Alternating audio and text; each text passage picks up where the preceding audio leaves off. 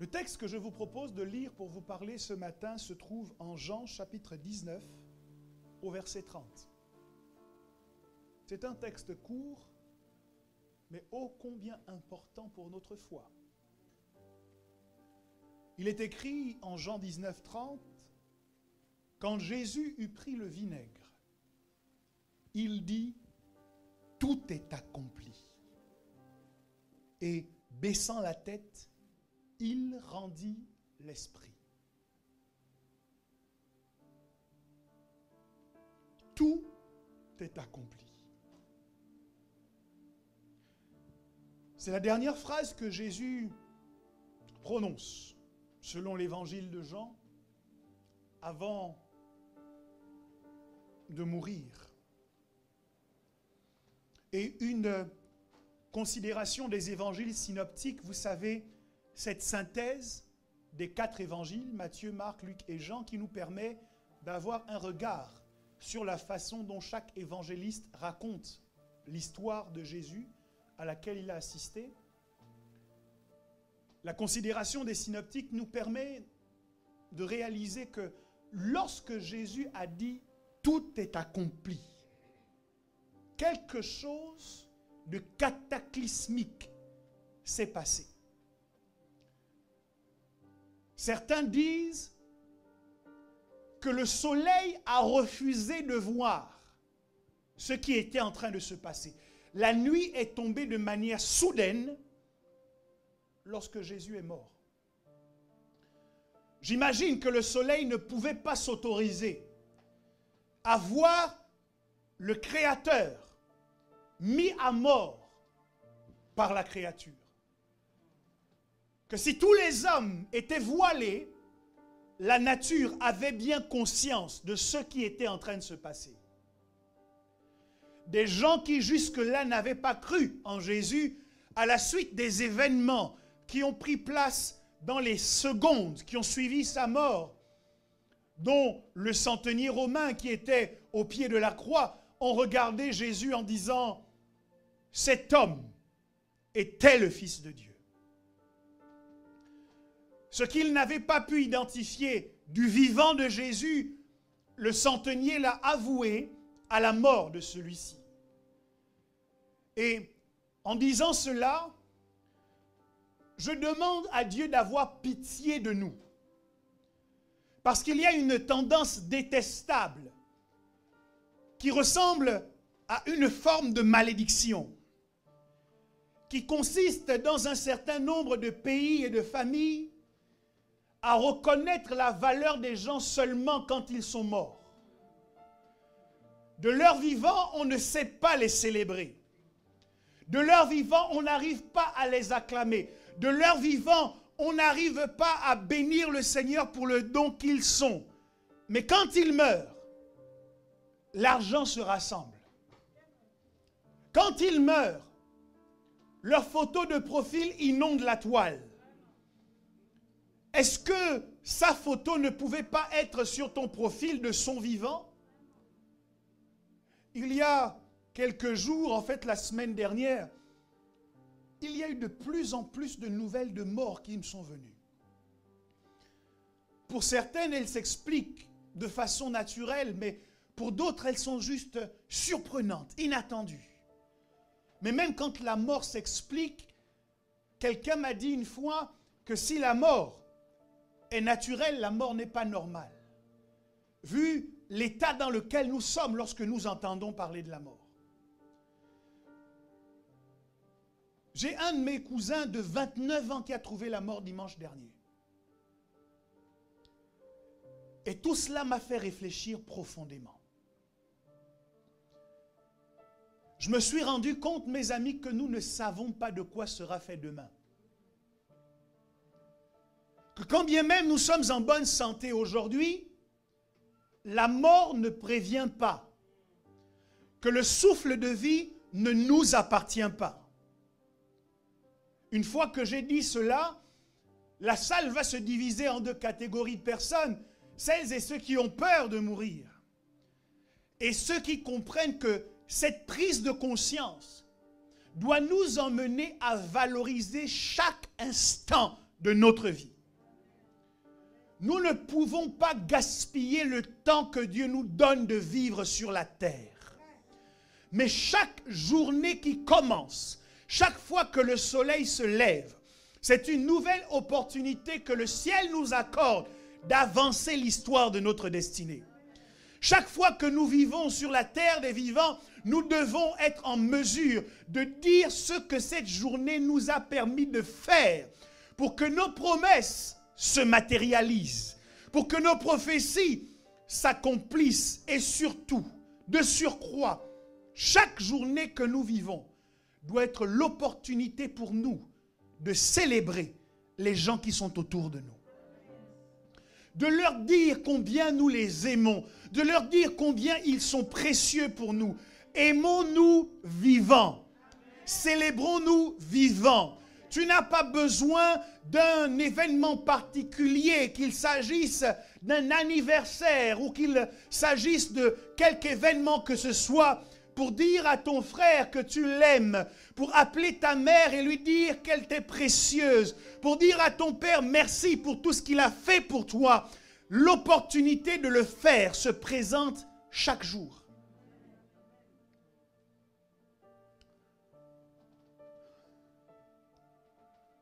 Le centenier a donc reconnu la seigneurie de Jésus, mais malheureusement il était trop tard. Peut-être que s'il l'avait reconnu quelques instants avant, il aurait pu connaître le même destin que ce brigand qui était aux côtés de Jésus et qu'il a reconnu pour être le Fils de Dieu, à qui Jésus a dit, je te le dis en vérité, aujourd'hui même tu seras avec moi au paradis. Il s'en est fallu de quelques instants pour que cet homme connaisse peut-être le même destin que le brigand.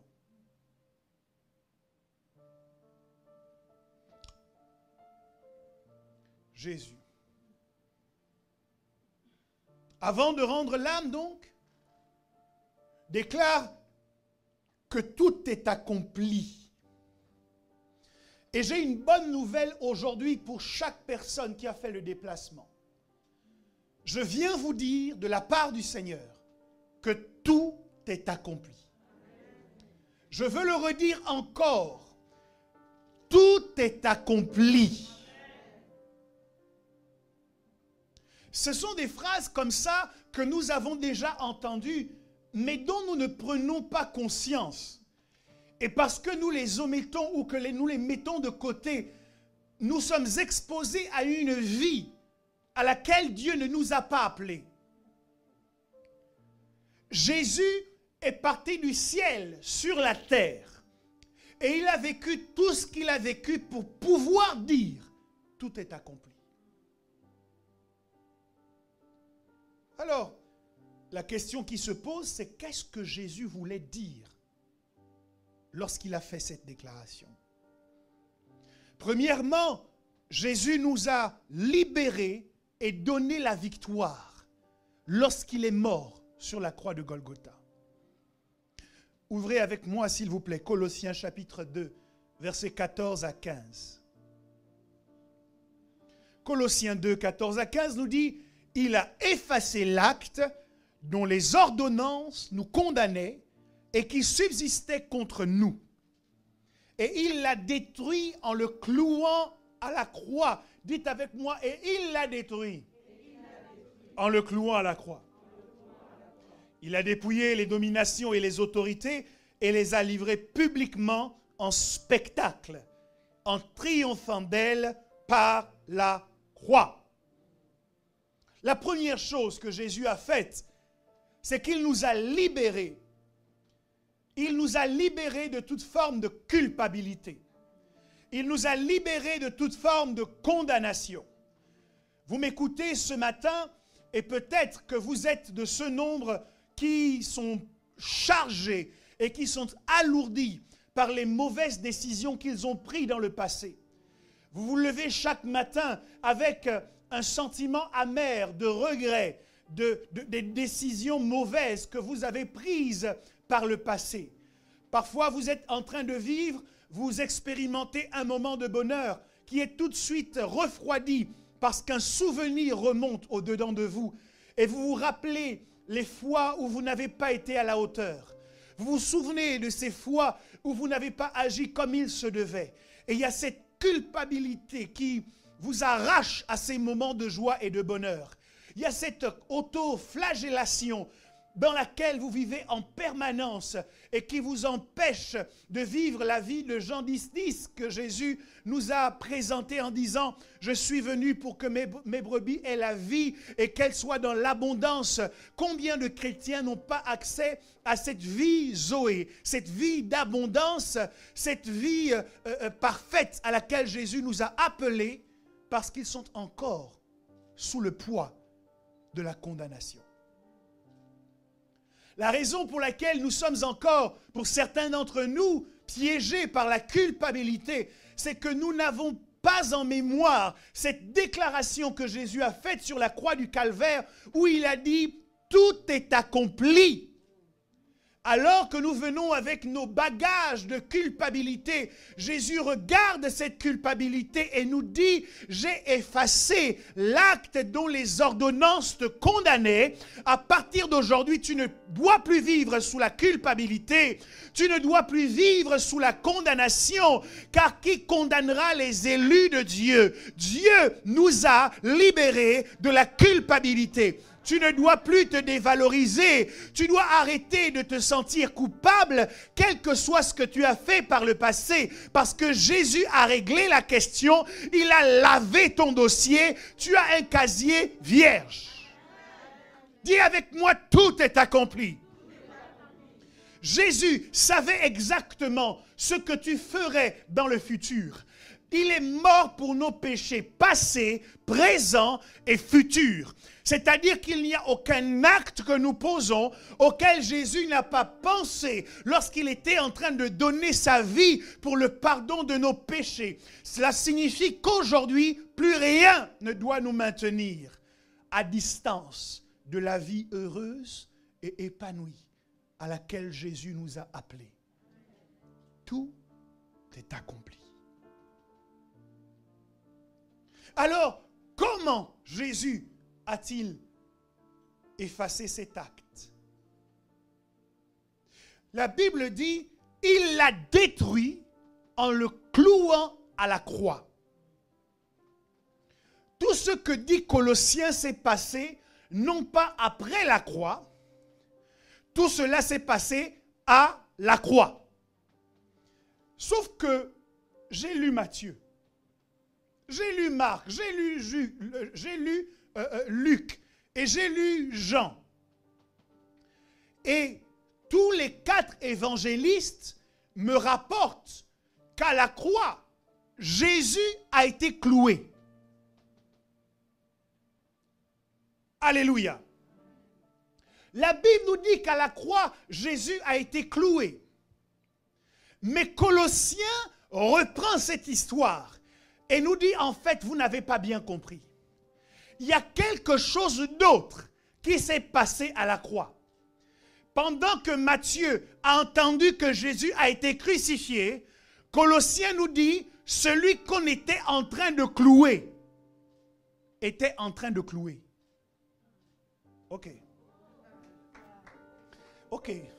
La Bible dit qu'il a effacé l'acte dont les ordonnances nous condamnaient et qui subsistait contre nous, qu'il a détruit cet acte en le clouant à la croix. La Bible parle de qui ici? Elle ne parle pas de Dieu le Père, elle parle de Jésus. Donc la Bible nous dit en Colossiens que pendant qu'on est en train de clouer Jésus, Jésus est en train de clouer quelque chose. Aïe, aïe, aïe, aïe, aïe. Je ne sais pas si je parle à quelqu'un. Matthieu a vu Jésus cloué. Colossiens a vu Jésus en train de clouer. Marc a vu Jésus cloué. Colossiens a vu Jésus en train de clouer. Jean et Luc ont vu Jésus cloué. Mais Colossiens nous dit pendant qu'on était en train de le clouer, Jésus était en train de clouer. Pendant qu'on était en train de le crucifier, Jésus était en train de crucifier. Ça veut dire qu'à la croix, il y a une réalité surnaturelle qui a pris place.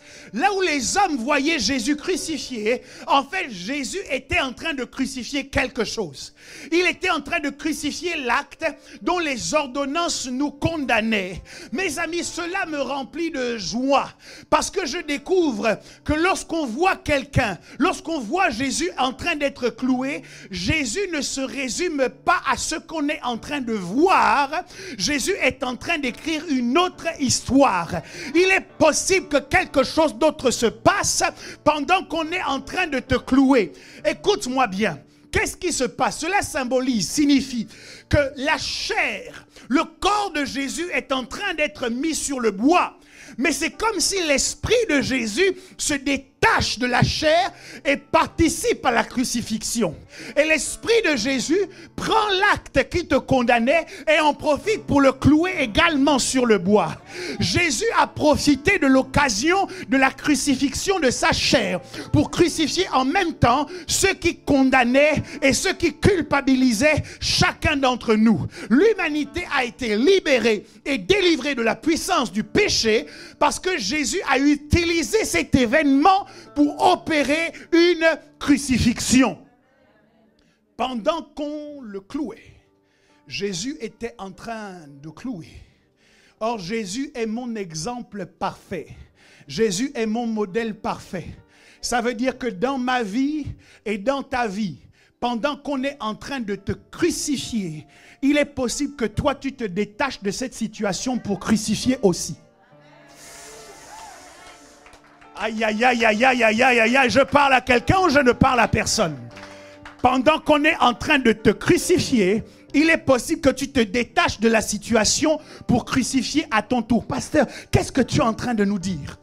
Dans les pays dont les libertés d'expression sont respectées, on dit qu'on mesure une démocratie sur plusieurs indicateurs, bien évidemment, mais l'un des indicateurs qui ne trompe jamais, c'est la liberté de la presse. C'est la capacité que les journalistes ont d'alpaguer les hommes de pouvoir et de se moquer d'eux dans leurs journaux, sans craindre de représailles. A contrario, on reconnaît une dictature par le fait justement que les journalistes ne peuvent pas se permettre de dire un certain nombre de choses, de peur d'être pourchassés, d'être condamnés, parfois même d'être assassinés. On reconnaît de grands leaders à leur capacité à rire d'eux-mêmes. Ça veut dire que il y a un signe de pouvoir dans le fait de pouvoir se détacher de soi-même pour pouvoir se moquer de soi-même. Est-ce que quelqu'un me comprend? Donc ce qui se produit, c'est que lorsque quelqu'un vient pour te crucifier en disant « mais tu sais, tu es en train de faire preuve d'orgueil ». Si tu prends le modèle de Jésus, ça ne sert à rien de te mettre à défendre l'orgueil. Tu peux te détacher de ta chair et t'associer avec la personne qui te dit que tu as mal agi pour dire « ah oui, hein, tu as vu que j'ai mal agi. Effectivement, la chair là me dérange. Viens ensemble, crucifions la chair ensemble. » C'est de cette manière que pendant qu'on est en train de te crucifier, tu te détaches et tu crucifies la chair avec les personnes qui sont en train de te crucifier. Pendant qu'on est en train de te faire des reproches sur la manière dont tu parles aux gens, plutôt que de dire « mais pour qui tu te prends pour me faire ces remarques? Moi, de toute façon, je ne parle que comme ça. De toute façon, moi, je suis comme ça. De toute façon, il faut m'accepter comme ça. Moi, je vais rester comme ça. » Il est possible que tu suives un autre chemin et que tu prennes l'exemple de Jésus et que tu te détaches de la chair pour parler du haut de ton esprit et dire en effet, je n'apprécie pas la manière dont j'ai parlé. J'ai parlé sous le coup de mes émotions. J'étais en colère. Prions ensemble, bien-aimés, pour que plus jamais la colère ne prenne le dessus sur moi, pour que Dieu nous préserve de tomber dans le piège d'agir sous le coup de la colère. Prions ensemble et de cette manière, comme Jésus l'a fait, tu es en train de crucifier pendant qu'on te crucifie.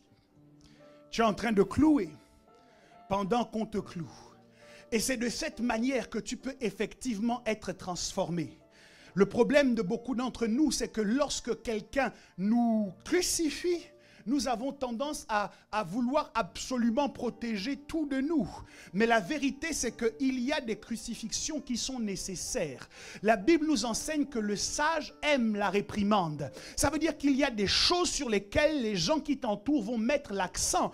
Et tu ne dois pas te mettre entre ces gens et ta chair, mais tu dois te mettre avec ces gens pour combattre ta chair. Et de cette manière, tu vas de gloire en gloire, de victoire en victoire, d'amélioration en amélioration, de progrès en progrès, de succès en succès, parce que tu acceptes la crucifixion.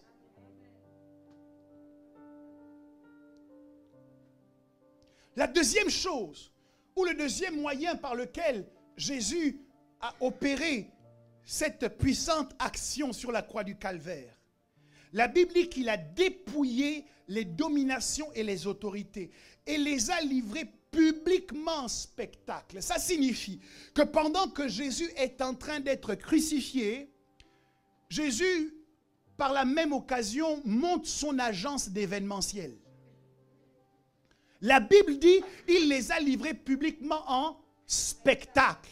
Pendant qu'on est en train de le crucifier, Jésus organise un spectacle.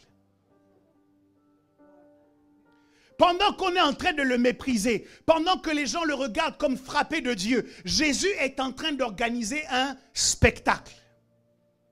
Dans son spectacle, les clowns, c'est Satan et ses démons. Pendant qu'il est crucifié, Jésus dit au démon, allez maintenant, roule au sol. Le démon s'exécute. Il dit au diable, allez maintenant, prosterne-toi, le diable s'exécute. Pendant qu'on est en train de le crucifier, Jésus organise un spectacle à la face de tout le monde des esprits. L'expression qui est employée par Colossiens est empruntée au jargon militaire. On disait que les généraux qui revenaient victorieux de la guerre rentraient à Rome sur un char et ils avaient attaché par une corde à la suite de leur char tous les rois qu'ils avaient vaincus, par les poignets. Et pendant qu'ils sont en train d'avancer, qu'on est en train de les acclamer, tout Rome est en train de voir les rois vaincus, en train de courir comme ça derrière eux. Et c'est cette expression-là que Colossiens utilise pour parler de ce que Jésus a fait à Satan. Pendant que Jésus était en train d'être crucifié, spirituellement, Jésus était en train d'avancer sur son char. Et Satan était en train de courir derrière lui comme ça, avec toute sa horde de démons. Je demande, quel est le diable qui peut encore t'embêter? Est-ce que tu peux encore craindre un diable alors qu'il a été tourné en spectacle? Jésus a organisé un One Jesus Show. Lorsqu'il était crucifié sur la croix du Calvaire, ce n'était pas des vannes qu'il était en train de lancer, mais c'est des éclairs qu'il envoyait dans le camp de l'ennemi.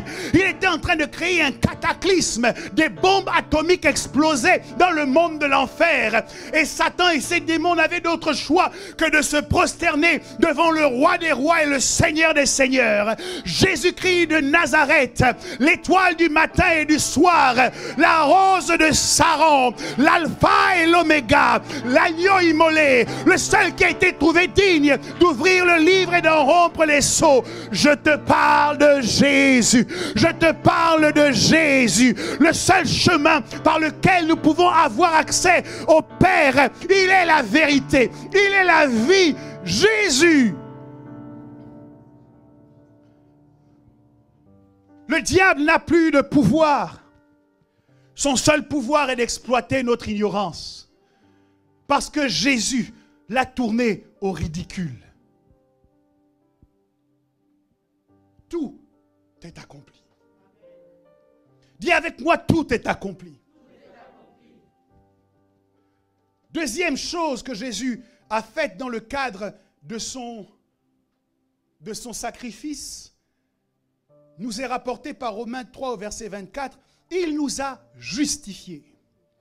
La Bible dit, et ils sont gratuitement justifiés par sa grâce, par le moyen de la rédemption qui est en Jésus-Christ. Il y a une différence entre déculpabiliser quelqu'un et justifier quelqu'un. Lorsque vous n'êtes plus coupable, lorsque vous ne vous sentez plus coupable, vous êtes libre de la condamnation et de la culpabilité. Cela se passe particulièrement vis-à-vis de vous-même. C'est pour ça que parfois vous pouvez vous sentir non coupable et les autres continuent de vous regarder comme coupable. La culpabilité est liée à ton rapport avec toi-même. Mais la justification est liée à la manière dont Dieu lui-même te regarde. À partir du moment où Jésus a accompli son sacrifice, tout ce qui, pouvait constituer un grief entre Dieu et toi a été complètement gommé. C'est pour cette raison que Dieu ne comprend pas que tu te dévalorises. Que Dieu ne comprend pas que tu acceptes des limites que lui, il ne t'a pas posées. C'est pour cette raison que Dieu ne comprend pas que tu marches la tête baissée. Pourquoi? La Bible dit que Jésus, après avoir tout accompli, après avoir dit tout est accompli, la Bible dit qu'il a baissé la tête. Jésus a baissé la tête pour que toi tu puisses relever la tête. Je dis, Jésus a baissé la tête pour que toi tu acceptes de te relever et de marcher avec assurance sur la terre des vivants. La Bible dit, approchons-nous avec assurance du trône de la grâce. Il n'y a plus d'espace pour le manque d'assurance. Il n'y a plus d'espace pour la peur et la timidité lorsque nous nous approchons de Dieu. C'est pourquoi nous pouvons le louer avec extravagance, parce qu'il a tout accompli et Jésus a baissé la tête pour que toi et moi nous puissions la relever. Il dit, tu es mon bouclier, ma gloire, celui qui relève ma tête. Que ta tête soit relevée dans tes finances au nom de Jésus. Que ta tête soit relevée dans ta famille au nom de Jésus. Tout le monde te voyait comme la personne à mépriser. On te regardait avec un regard hautain. Mais dans le nom de Jésus, j'enlève la honte de ta vie et je déclare la gloire et je déclare la puissance et je déclare la victoire, parce que tout est accompli, parce que Jésus a gommé, a effacé l'opprobre et la honte à leur vie maintenant, cette vie abondante au nom de Jésus-Christ. Quelqu'un dit, tout est accompli.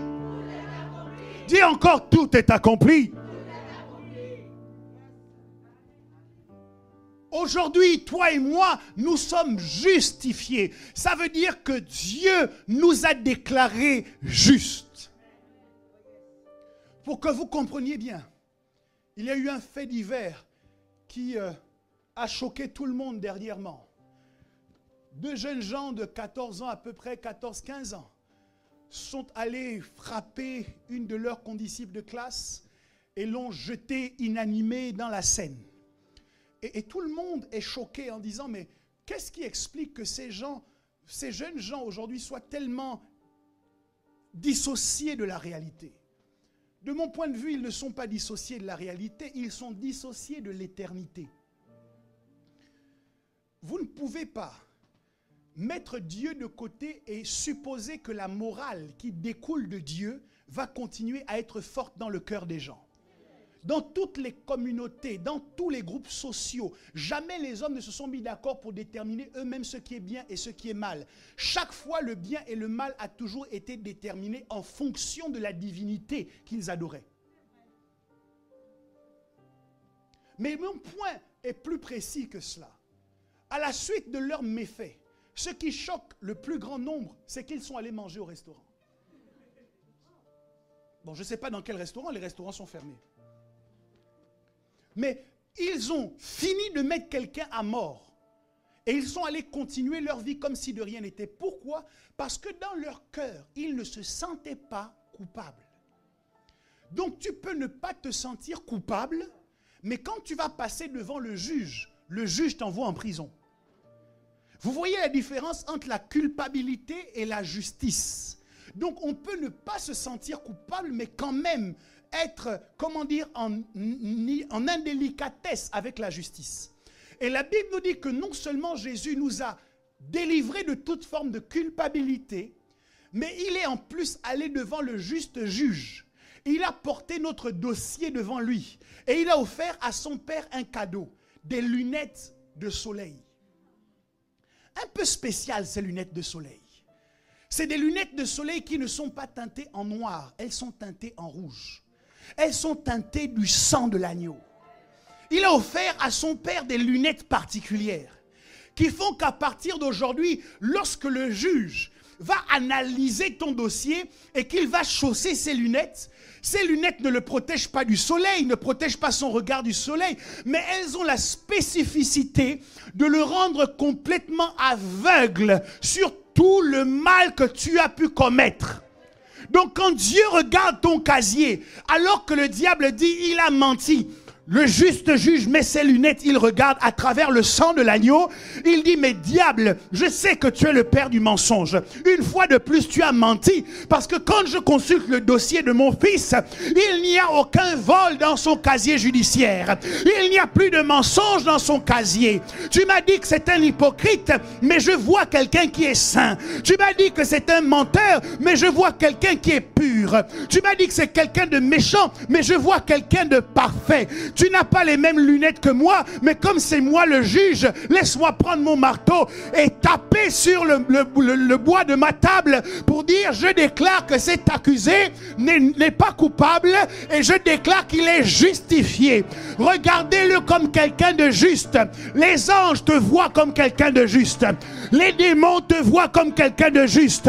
Le monde des esprits dans son ensemble te voit comme quelqu'un de juste parce que Jésus t'a justifié.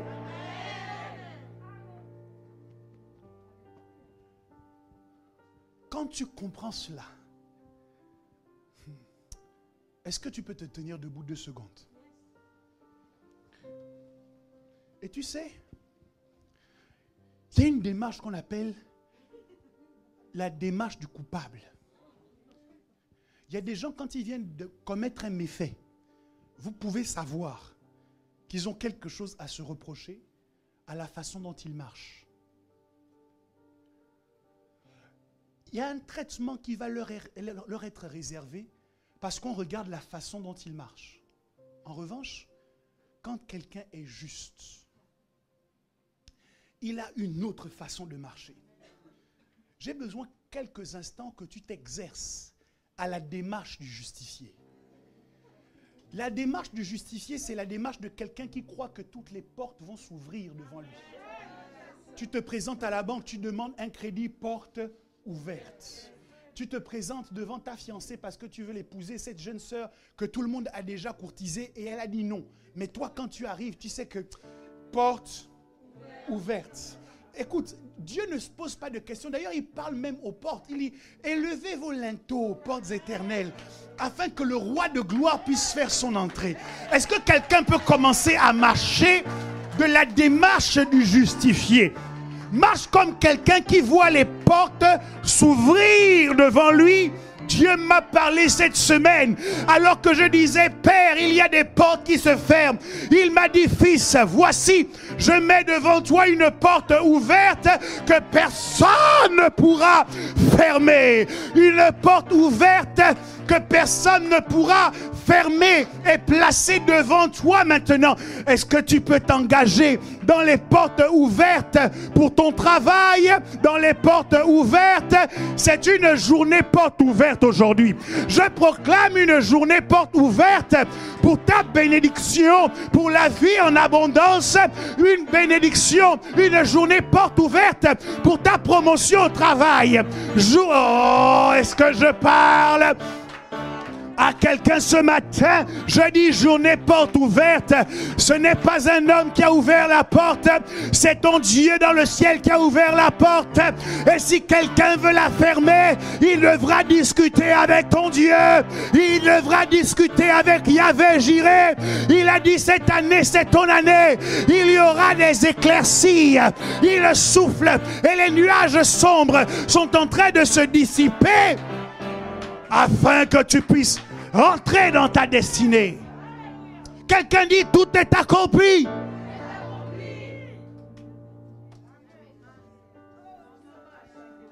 Lors de la journée française, la journée nationale du patrimoine, j'aime particulièrement cette journée.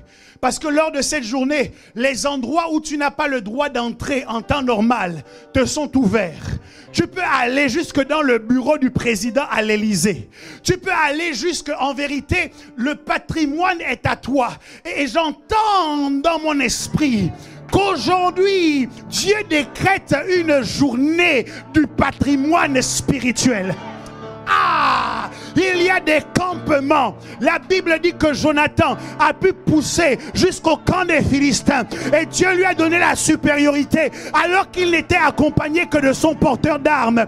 Ce n'est pas le nombre qui va te donner la supériorité, mais c'est parce que c'est une journée porte ouverte. Les portes sont ouvertes. Est-ce que quelqu'un peut me dire un bon amen? Je dis les portes te sont ouvertes. Ah, c'est ton héritage si tu sais dire amen ce matin. Les portes te sont ouvertes. Les portes du mariage te sont ouvertes. Les portes de la parentalité te sont ouvertes. Les portes de la fécondité te sont ouvertes. Les portes financières te sont ouvertes.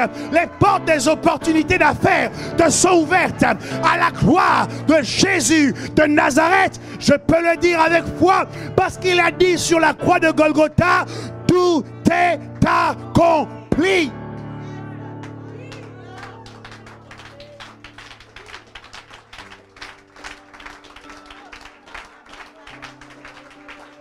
David a dit, qui me fera boire de l'eau de la citerne? Des soldats de David sont passés par le campement de l'ennemi. Ils ont traversé le camp de l'ennemi jusqu'à la citerne pour puiser de l'eau, pour revenir sans que les Philistins ne les voient, sans que les Philistins ne leur fassent de mal. Dieu te donne cette grâce. Tu vas te faufiler. Tu vas passer par des endroits inestimables, insoupçonnés. Les gens ne comprendront pas comment tu as réussi à atteindre la citerne, mais il y a Dieu qui a ouvert une porte que personne ne peut fermer. Il y a des choses qui t'empêchaient de rentrer à certains endroits. Mais c'est une journée porte ouverte.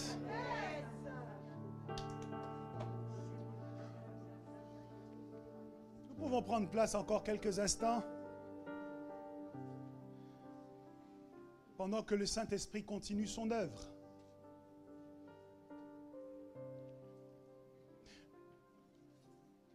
Un Pierre chapitre 2 au verset 22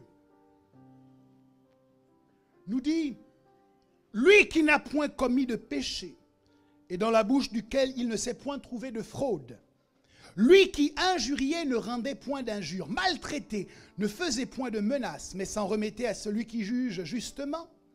Lui qui a porté lui-même nos péchés en son corps sur le bois, afin que, morts au péché, nous vivions pour la justice.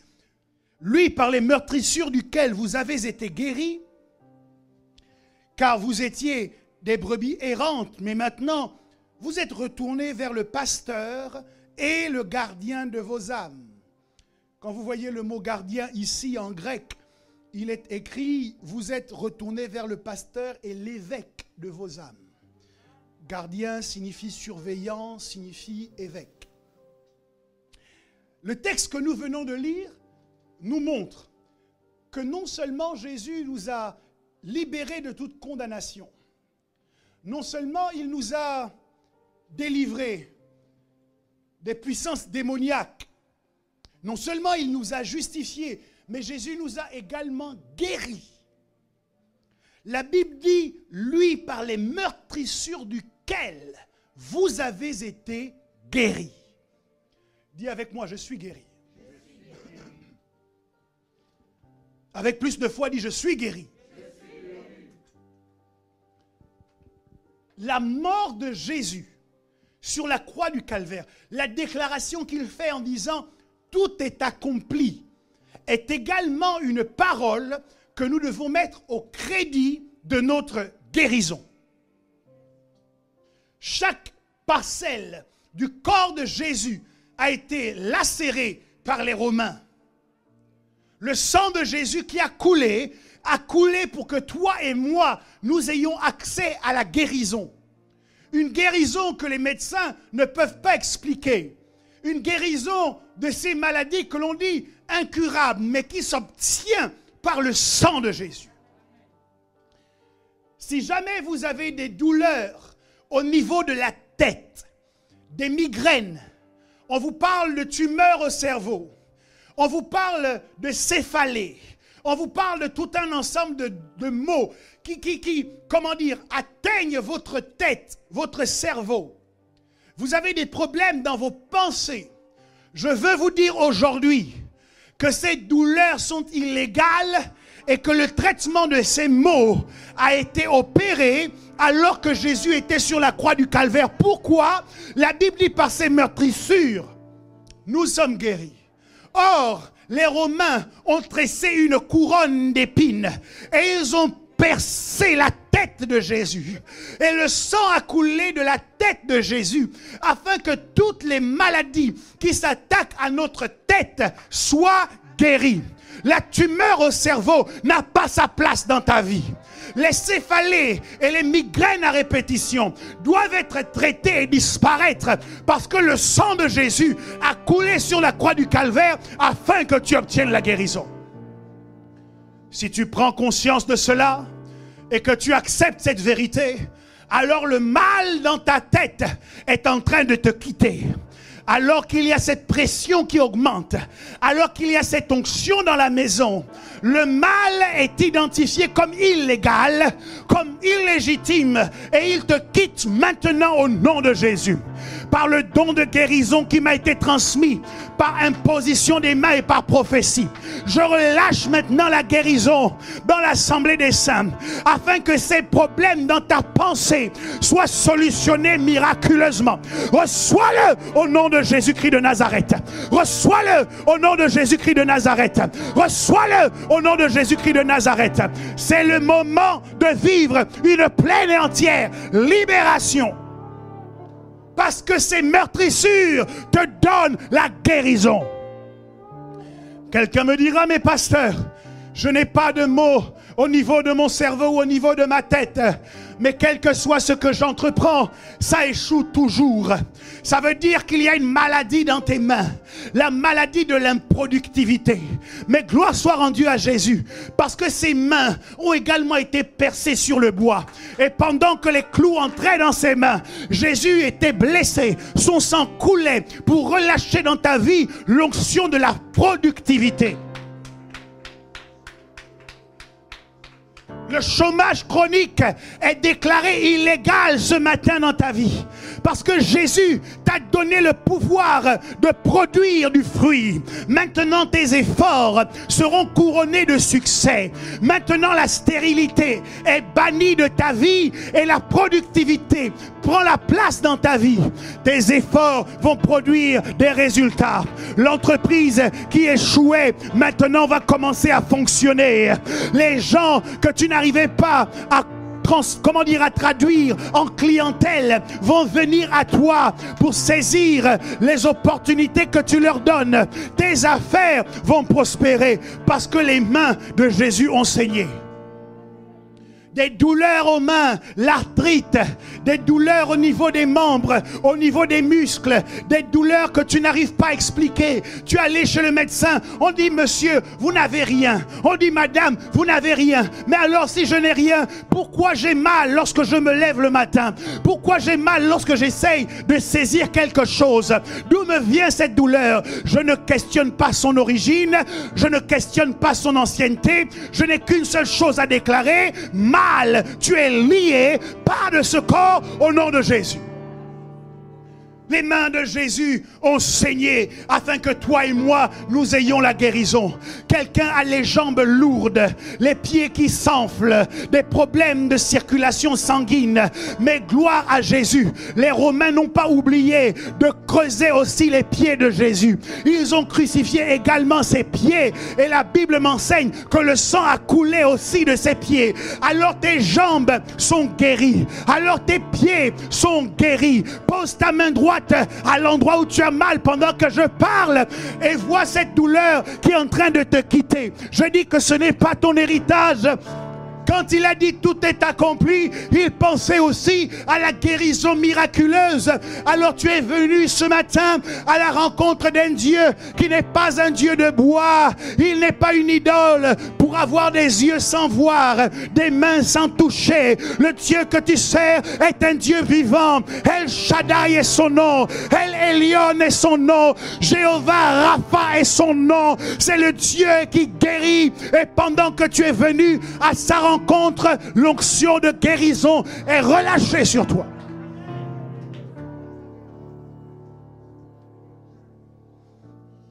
J'ai failli verser une larme lorsque j'ai vu Jésus expirer. Alors qu'on avait seulement touché sa tête, ses mains et ses pieds. J'ai voulu dire à Jésus, mais comment je ferai pour ceux qui ont des problèmes dans les organes qu'ils ont au niveau de leur tronc? Comment va-t-on faire pour ceux qui ont des problèmes de reins, pour ceux qui ont des problèmes d'estomac, pour ceux qui ont des problèmes de poumons, de cœur, pour ceux qui ont des problèmes au niveau de leur abdomen? Comment va-t-on faire? Mais gloire soit rendue à Jésus, parce que ce qu'il commence, il le parachève. On a voulu s'assurer que Jésus était bien mort. Alors un soldat a pris une lance et il est venu percer son côté. L'endroit où il y avait ton cœur a saigné. Donc les problèmes cardiaques sont réglés. L'endroit où il y avait tes reins a saigné. Donc les problèmes de fonctionnement rénaux est déjà réglé. Les calculs rénaux sont réglés. Les problèmes de filtration de ton sang sont réglés au nom de Jésus. Tu n'auras pas besoin de greffe. Tu n'auras pas besoin de greffe, mais Jésus restaure maintenant les organes qu'il y a à l'intérieur de ton corps. Le foie est en train de m'entendre. J'inverse au nom de Jésus la cirrhose. J'inverse au nom de Jésus la détérioration enclenchée des poumons dans la maison. J'inverse au nom de Jésus tous les maux que l'on avait commencé à identifier. Je les inverse maintenant. Parce que Jésus a dit, tout est accompli.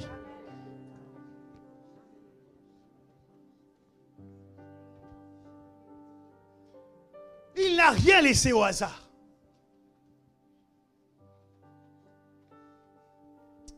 Emmenez-la moi, il faut que je prie pour elle. Mashayo zindaka soriada. Loyes ahanousi. Dans le nom de Jésus-Christ de Nazareth, que tous les maux qui étaient arrêtés sur ta vie disparaissent maintenant au nom de Jésus. Pendant qu'elle s'approche, le feu de Dieu est en train de consumer en elle tous les germes de maladie. Je ne sais pas ce qu'on a diagnostiqué, mais je sais que le nom de Jésus est au-dessus de tous les noms. Si ce mal peut être nommé, alors je proclame que le nom de Jésus est au-dessus. Je proclame une résolution immédiate.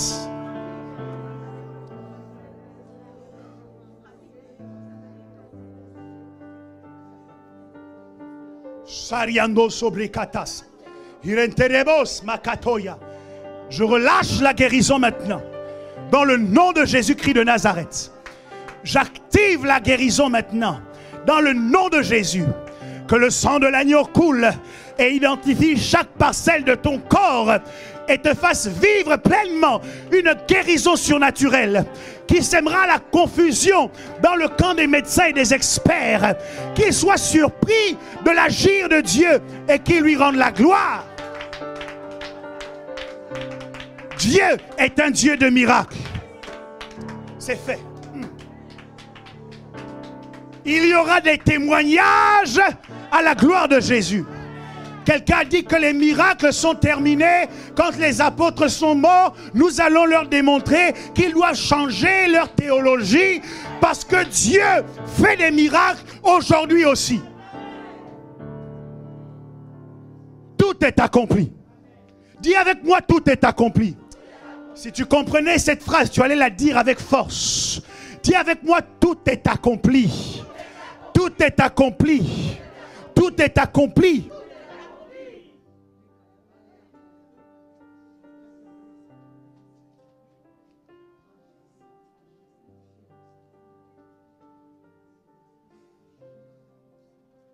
Seulement, pour dire tout ce qu'il dit, Jésus est en proie à une extrême souffrance.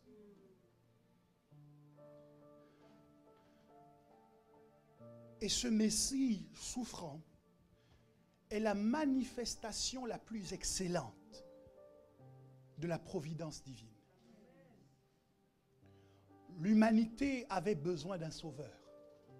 L'humanité avait besoin d'être justifiée. Elle avait besoin d'être libre de toute forme de culpabilité. Elle avait besoin que le pouvoir du péché soit brisé sur elle. Et c'est ce que Jésus-Christ a fait. Non seulement nous sommes justifiés, non seulement nous sommes libres, mais la Bible dit également que nous sommes morts au péché. Cela signifie que le péché n'a plus d'autorité sur nous. Il ne peut plus nous imposer une certaine façon d'agir ou de vivre. Toi et moi, nous avons la capacité de lui dire non. Ce n'est pas parce que tu es justifié que tu dois vivre dans le péché. Ce n'est pas parce que Dieu t'a libéré et t'a déculpabilisé que tu dois vivre dans le péché. Tu dois comprendre que par la même occasion, t'ayant libéré du péché, t'ayant justifié, Jésus t'a aussi donné le pouvoir de marcher en nouveauté de vie. Mais pour nous donner tout cela, Jésus a souffert. Et, pardon, je crois que vous savez quelle est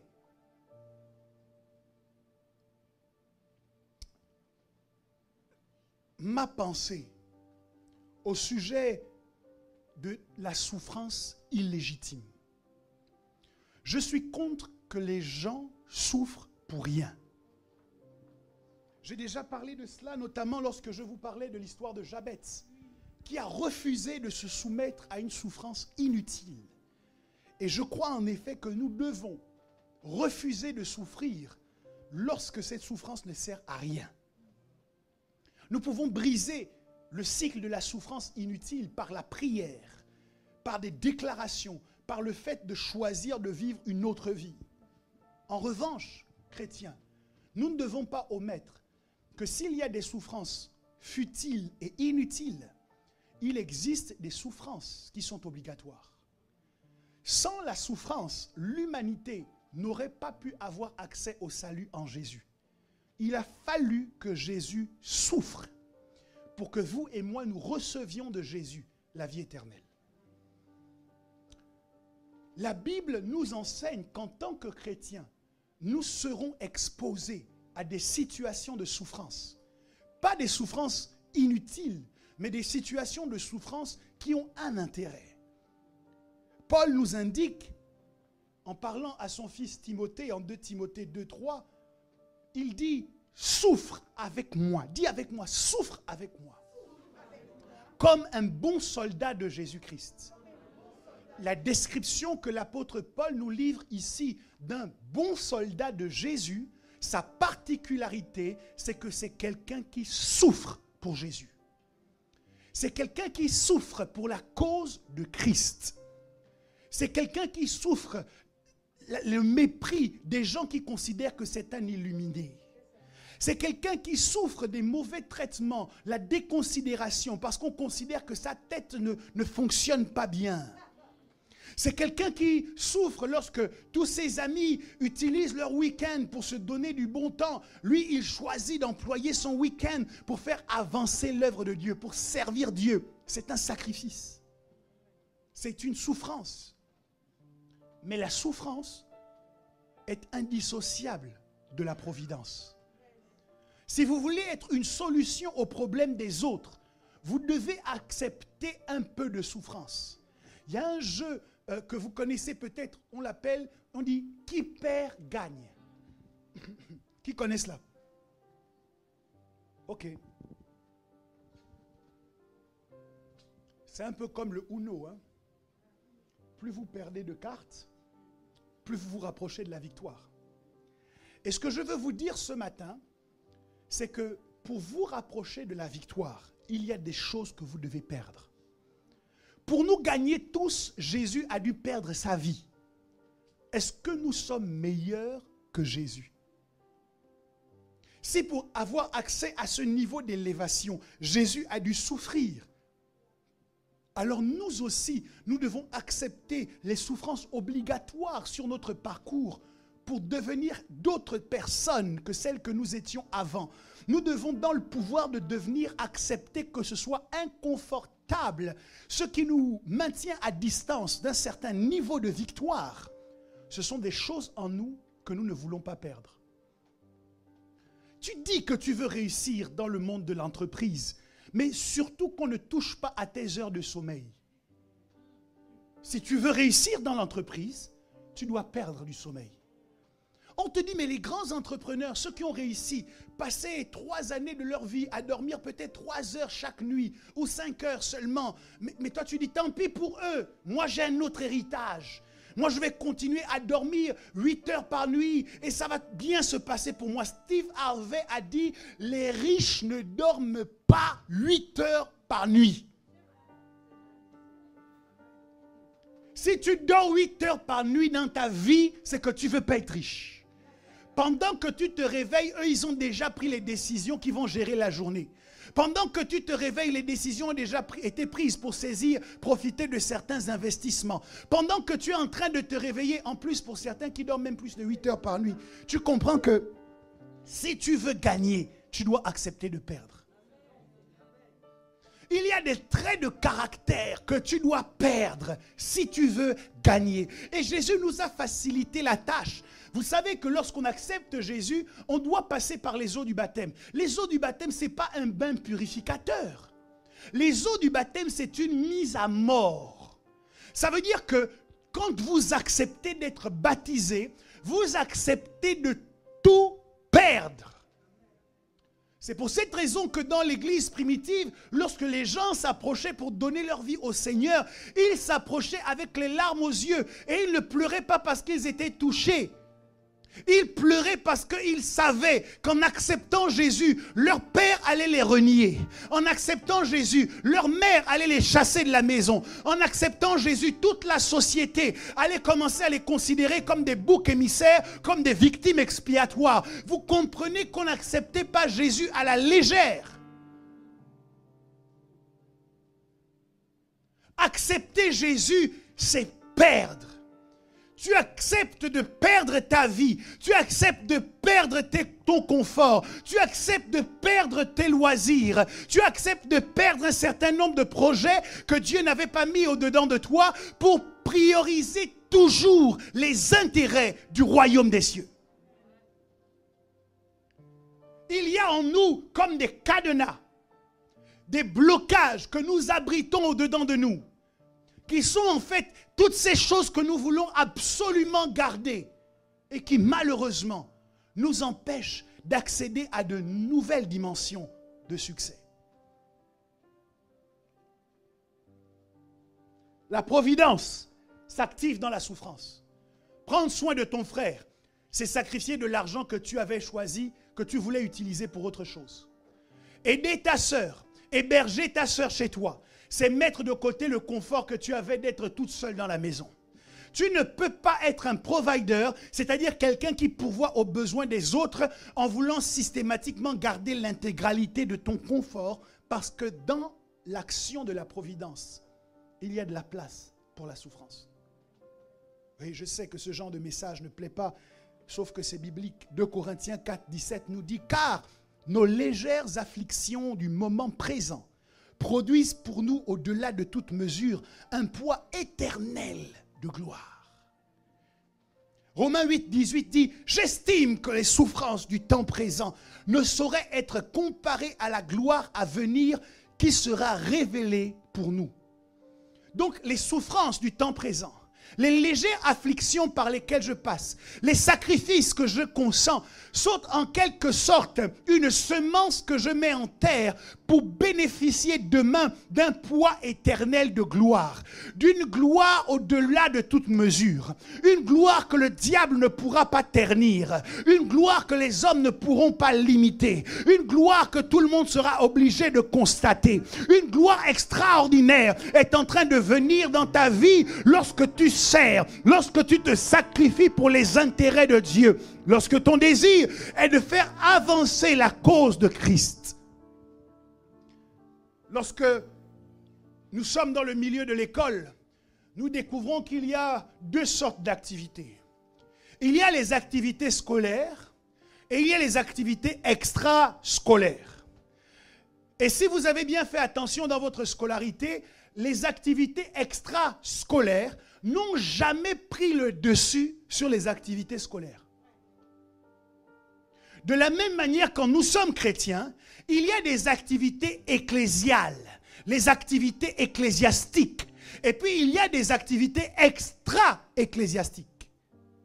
Et la norme ou l'ordre, c'est qu'une activité extra-ecclésiale ne peut jamais prendre le dessus sur une activité ecclésiastique. Pourquoi? Parce que nous ne sommes pas venus, je vous le garantis mes amis, nous ne sommes pas venus sur la terre pour fêter les anniversaires.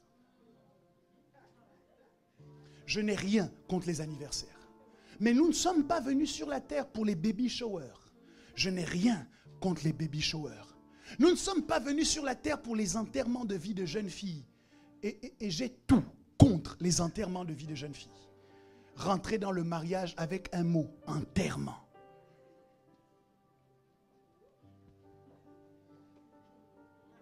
Bref, vous allez encore dire que j'abuse. Mais nous ne sommes pas venus sur la terre pour ça. Dès 12 ans, Jésus a faussé compagnie à ses parents. Et il leur a dit, ne savez-vous pas que je dois m'occuper des affaires de mon Père? La raison pour laquelle toi et moi nous sommes venus sur la terre, c'est pour nous occuper des affaires du Père. C'est pour faire avancer l'œuvre de Dieu sur la terre. C'est pour gagner des âmes. C'est pour arracher des âmes au camp de l'ennemi. Et cela est le pourquoi de tout ce que nous faisons comme sacrifice. Nous avons un service d'accueil. Les gens qui accueillent, accueillent pour que ceux qui ne connaissent pas le Seigneur, quand ils arrivent à l'église, soient correctement accueillis. Ils créent l'espace. Dans le cadre de la louange et l'adoration, les chants créent l'atmosphère pour que nous soyons correctement en capacité non seulement de louer et d'adorer Dieu, mais aussi d'entendre la parole que Dieu va prononcer. Nous faisons tout ce que nous faisons afin que des âmes soient arrachées au camp de l'ennemi. Et ça doit être la priorité des priorités dans notre pensée. C'est pourquoi chaque semaine, quand nous devons nous rassembler, puisque pour l'instant, nous avons encore l'autorisation de nous rassembler, nous ne devons pas venir seuls. Le battement du cœur de Dieu, c'est que des âmes soient gagnées. Toi et moi, toute la semaine, nous devons préparer notre venue au culte prochain pour dire, il faut que j'emmène quelqu'un. Qui sait, ce sera peut-être le jour où Jésus va toucher son cœur et que cette personne va accepter le Seigneur. C'est pour ça que nous sommes là. Mais personne ne peut nous forcer à le faire. La providence se matérialise dans la décision que nous prenons. C'est toi qui fais le choix d'être une solution pour les autres. C'est toi qui fais le choix d'être une solution pour l'Église. Personne ne peut t'imposer cela. C'est une décision que tu prends. Jésus a pris la décision de se dépouiller de sa gloire pour venir dans la chair. De la même manière, toi et moi, nous devons prendre la décision de sortir de notre confort et faire tous nos efforts pour que des hommes et des femmes soient ajoutés à la communauté de ceux qui croient. Quelles sont les décisions que nous prenons? Est-ce que ce sont des décisions de providers qui nous poussent à pourvoir aux besoins, ou est-ce que ce sont des décisions de profiteurs qui nous poussent à agir de manière égoïste en ne pensant qu'à nous et à nos propres intérêts? Personne n'a arraché à Jésus sa vie. Pas les Romains, pas les Israélites, personne. Jean chapitre 10 au verset 17, il dit, le Père m'aime parce que je donne ma vie. C'est Jésus qui a choisi de donner sa vie. Toi et moi, nous devons choisir de donner notre vie en prenant exemple sur ce que Jésus a fait.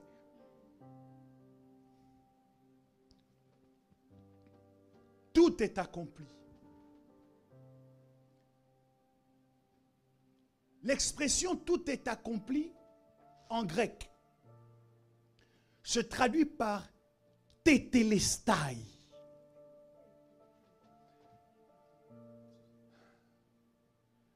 Et pour que vous compreniez bien, les archéologues ont découvert des papyrus qui ressemblaient à des factures. Et sur ces factures, on avait écrit en grand tout en travers « tétélestai ». Ça veut dire que lorsque Jésus dit cela, ce que ça traduit en fait, c'est tout est payé. Les factures qu'on a retrouvées avaient cette mention sur elles pour indiquer qu'elles avaient été intégralement payées. Donc sur la croix du calvaire, Jésus était en train de dire, maintenant, tout ce que vous aviez comme dette a été payé. Jésus a soldé l'intégralité de la dette que nous avions vis-à-vis du camp de l'ennemi. Lorsque tu as utilisé le mensonge qui appartient à Satan, tu t'es endetté vis-à-vis de lui. Lorsque tu as utilisé l'impudicité qui appartient à Satan, tu t'es endetté vis-à-vis de lui. Lorsque tu as utilisé la médisance qui appartient à Satan, tu t'es endetté vis-à-vis de lui. Et c'est pour cette raison que Satan peut venir et réclamer des choses sur toi. Jésus a dit à Pierre, Satan vous a réclamé. On ne réclame pas ce qui ne nous appartient pas. Le diable réclame certains parce qu'ils sont allés prendre des choses qui lui appartiennent. Et le diable les regarde en disant, ils sont endettés vis-à-vis de moi. Bien-aimé, le péché n'est jamais sans conséquence. Chaque fois que tu t'apprêtes à pécher, rappelle-toi toujours que le péché appartient à quelqu'un. Le péché, c'est la monnaie avec laquelle Satan achète les hommes. C'est à travers le péché que Satan a acheté l'autorité de l'être humain sur la création.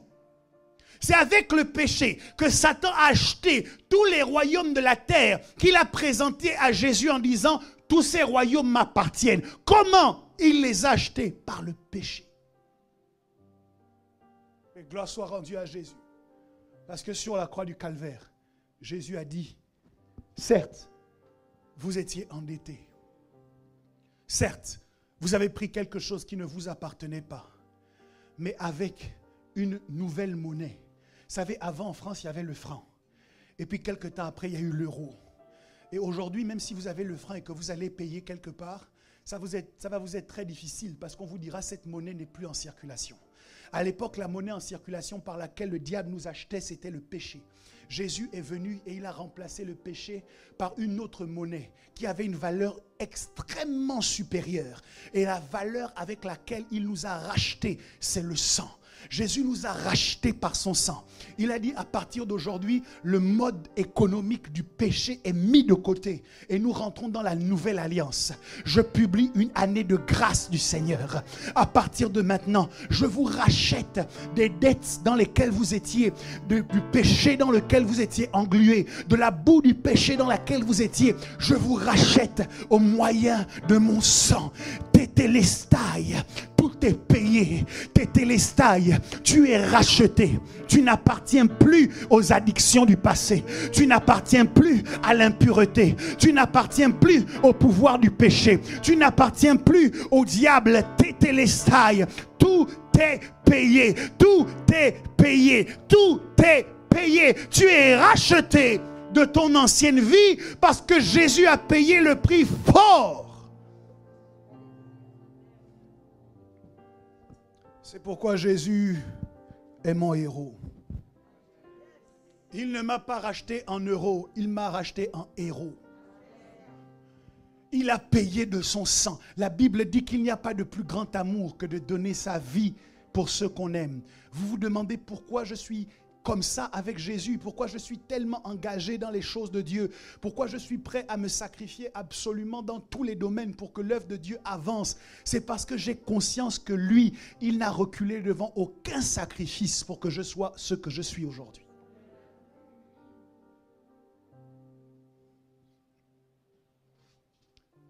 Mais, vous le savez, l'action de Jésus sur la terre avait pour objectif, premièrement, de nous réconcilier avec le Père. Il y a une dimension éternelle, il y a une résonance dans l'éternité à l'œuvre que Christ a accomplie sur la croix du Calvaire. Et c'est bien que nous ayons pris le temps de montrer les éléments qui entourent cette résonance dans l'éternité. Mais je crois aussi que ces éléments ou cette action expiatoire a une résonance dans nos réalités. le fait que le summum de son ministère se finisse par tout est accompli, quand on sait que la fin d'une chose vaut mieux que son commencement, nous ouvre une voie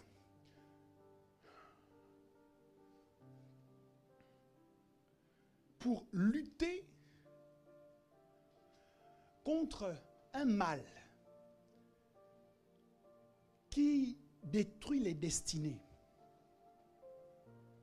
Un mal qui affecte durablement l'impact que nous devrions avoir dans notre génération.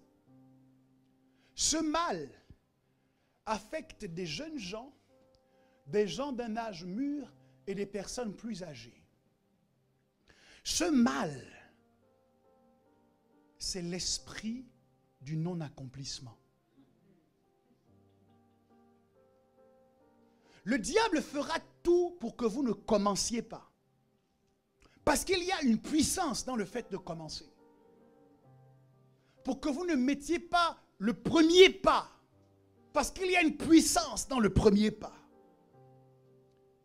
Mais quand il n'a pas réussi à vous empêcher de commencer, il passe à une nouvelle dimension de lutte. Il fera tout pour vous empêcher de terminer.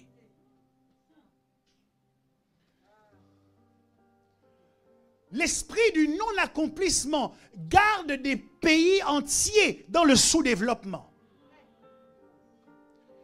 Des projets de développement ont été votés, ont été budgétisés. Mais des années plus tard, le projet est toujours à l'arrêt. Pourquoi? On a posé la première pierre qui s'est transformée en dernière. Pourquoi? L'esprit du non-accomplissement. Tu as commencé une formation. Et depuis, on t'envoie des mails pour te dire, mais ça fait un certain temps qu'on ne vous voit plus. Qu'est-ce qui se passe à cause de l'esprit du non-accomplissement? Quand c'est pourvu à commencer, tu étais chaud pour lancer ton entreprise. Des années après, où est-ce que c'est? On t'a expliqué qu'on ne peut pas devenir riche en étant salarié. Mais aujourd'hui, c'est tout ce que tu es. Ce ne sont pas les talents qui te manquent. Ce ne sont pas les capacités qui te manquent. Ce ne sont pas les encouragements qui te manquent. Mais il y a une barrière à laquelle tu te heurtes. L'esprit du non-accomplissement.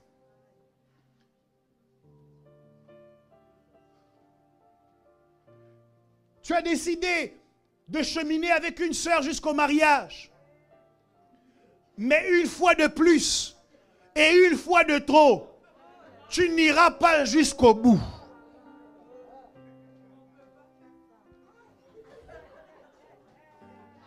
L'esprit du non-accomplissement additionné au banditisme. Parce que certains, vous connaissez ce que vous allez faire.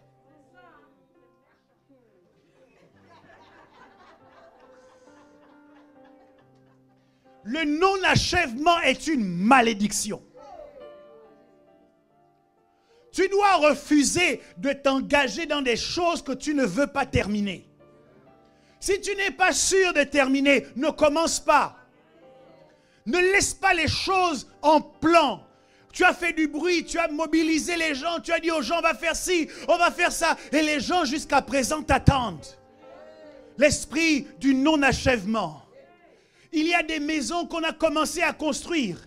Et à cause du non-achèvement, on a laissé des murs comme ça. Et puis les murs ont commencé à être ruinés, à se détruire. Ce sont devenus l'antre de dealers, l'antre de vendeurs de drogue et de cannabis et de toutes ces choses. Pourquoi? À cause de l'esprit du non-achèvement. Donc il y a une énergie de départ qui a été mobilisée. Il y a de l'argent qui a été mobilisé au départ. Mais tu es en train de gaspiller tout ce que tu as investi parce qu'au lieu d'avancer, tu as abandonné. Et l'une des résonances dans notre réalité de cette déclaration sur la croix du Calvaire, où Jésus a dit Tétélestai, où Jésus a dit tout est accompli. Jésus était en train de nous dire, moi je ne lâche jamais. Quand j'ai commencé quelque chose, je l'emmène jusqu'au bout. Et j'ai foi que le Dieu qui a commencé en vous cette bonne œuvre la rendra parfaite en Jésus-Christ. Notre Dieu est le Dieu des commencements, mais c'est aussi le Dieu de la fin. C'est le Dieu de la Genèse, mais c'est aussi le Dieu de l'Apocalypse. Est-ce que quelqu'un est heureux de réaliser que nous sommes pris en charge dans le plan de Dieu? Car ce plan a un début, mais ce plan a une fin. Et j'ai un secret à vous livrer, c'est que je connais la fin. Et à la fin, c'est Jésus qui gagne. À la fin, c'est Dieu qui gagne. À la fin, c'est l'Église qui gagne. À la fin, c'est le bien qui gagne. Je ne suis pas inquiet en voyant les atermoiements des politiciens, en voyant comment ils se comportent, les valeurs qui sont transformées en vices. Je ne m'inquiète pas de ça parce que je connais la fin de l'histoire. Et à la fin, c'est Jésus qui gagne. Mais quand Jésus l'a fait, c'était aussi pour nous montrer l'exemple. En allant au bout de ce pourquoi il est venu. Pierre lui a dit, à Dieu ne plaise, Seigneur, cela ne t'arrivera pas. Essayant de le détourner de son objectif, mais Jésus s'est retourné, il lui a dit, arrière de moi Satan, tu mets en scandale car tu as des pensées d'homme. Est-ce que tu peux te retourner contre toutes les pensées d'hommes qui te poussent à abandonner, qui veulent te détourner de ta destinée? Arrête de t'asseoir avec elle et de prendre le thé avec elle. Arrête de t'asseoir avec elle et de dialoguer avec elle. On ne dialogue pas avec les pensées qui veulent te détourner de ta destinée. On leur dit, arrière de moi Satan. Elles ont du pouvoir parce que tu ne les as pas encore bien identifiées. Ce sont des pensées qui viennent tout droit du fin fond de l'enfer pour te paralyser dans ton destin et ne pas te permettre de dire que tout est accompli. Mais au nom de Jésus, parce que ton modèle sur la croix du Calvaire a amené sa mission jusqu'au bout, je déclare que toi aussi tu iras jusqu'au bout. L'apôtre Paul, prenant exemple sur Jésus, a dit, j'ai achevé la course. Il faut que tu cours de manière à achever la course. Tu n'as pas commencé le christianisme pour arrêter ton christianisme. Tu n'as pas commencé le service pour arrêter le service. Tu n'as pas commencé l'évangélisation pour arrêter en si bon chemin. Remets-toi en route, remets-toi en marche, car ton Seigneur achève tout ce qu'il commence. Il a dit, tout est accompli. Tant que tu n'as pas encore accompli ta destinée, ne t'arrête pas. Tant que tu n'as pas encore accompli le rêve que Dieu a mis à l'intérieur de toi, ne t'arrête pas. Tant que tu n'as pas encore gagné toutes les âmes que tu es venu gagner sur la terre, ne t'arrête pas. Tant que tu n'as pas encore eu l'impact que tu dois avoir dans cette génération, ne t'arrête pas. Est-ce que je parle à quelqu'un aujourd'hui? Je dis, tu dois aller jusqu'au bout de ton destin, au bout de ta promesse, au bout de ta prophétie. Parce que Jésus a dit, tout est accompli.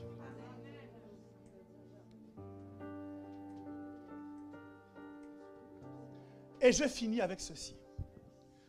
Le dernier point, je l'ai intitulé rigidité cadavérique. Lorsque quelqu'un meurt dans une certaine position, il y a fort à parier que cette personne, sauf de nombreux efforts qui seront mis en place, reste dans cette position. Et je me suis interrogé, dans quelle position Jésus est-il mort? La Bible dit qu'il était crucifié, cloué sur le bois. Et cette position me rappelle celle que Moïse avait sur la montagne. Lorsque Josué était dans la vallée en train de combattre, Moïse avait les mains levées. Et la Bible m'enseigne que quand les mains de Moïse étaient levées, Jésus avait le dessus sur ses ennemis. Quand les mains de Moïse étaient baissées, Josué n'avait plus le dessus sur ses ennemis. On a dû appeler Aaron et Hur pour soutenir les bras de Moïse. Mais Jésus n'avait besoin du soutien de personne, puisqu'il s'est laissé crucifier dans cette position. Est-ce que je peux te dire que ton Seigneur est mort les mains levées? Et parce que ses mains sont restées levées, alors tu auras le le dessus sur tes adversaires. Alors tu auras la prééminence sur tout ce qui se lève contre toi. Les mains de Moïse levées ont donné la victoire à Josué. Les mains de Jésus levées te donneront la victoire dans la vallée du mensonge, la vallée de la société, la vallée des attaques politiques, la vallée des attaques de la cité. Tu auras le dessus sur Amalek, tu auras le dessus sur les Philistins, tu auras le dessus sur les descendants d'Anak, tu auras le dessus sur les Réphaïm, tu auras le dessus sur les fils d'Amon, sur les Édomites. Quels que soient les pièges de l'ennemi pour toi, souviens-toi dans quelle position ton Seigneur est mort. Tout est accompli. Est-ce que quelqu'un peut se lever maintenant avec en mémoire le Tétélestai, et sur la base de ce décret royal, puisqu'il était écrit sur sa croix, celui-ci est le roi des Juifs. Lorsqu'un roi parle, alors il y a de l'impact. Alors le roi du monde, le roi de l'humanité, le roi des rois et le seigneur des seigneurs a parlé. Il a dit tout est accompli. Est-ce que quelqu'un va s'additionner à sa déclaration pour commencer à prier aussi et dire dans ma vie tout est accompli. La culpabilité est chassée. L'emprisonnement spirituel est brisé. La condamnation est vaincue. Le mal et la maladie sont vaincus parce que tout est accompli. Élève ta voix et prie. Tétélestai, tout est accompli. Tétélestai, tout est payé. Tétélestai, tout est accompli. Tétélestai, tout est payé. Reçois l'onction de l'accomplissement. Reçois l'onction de l'achèvement. Reçois-le. Reçois-le. Reçois-le. Dans le nom de Jésus. Dans le nom de Jésus. Les mains sont levées. Les mains sont levées. Et la victoire est assurée. Les mains sont levées.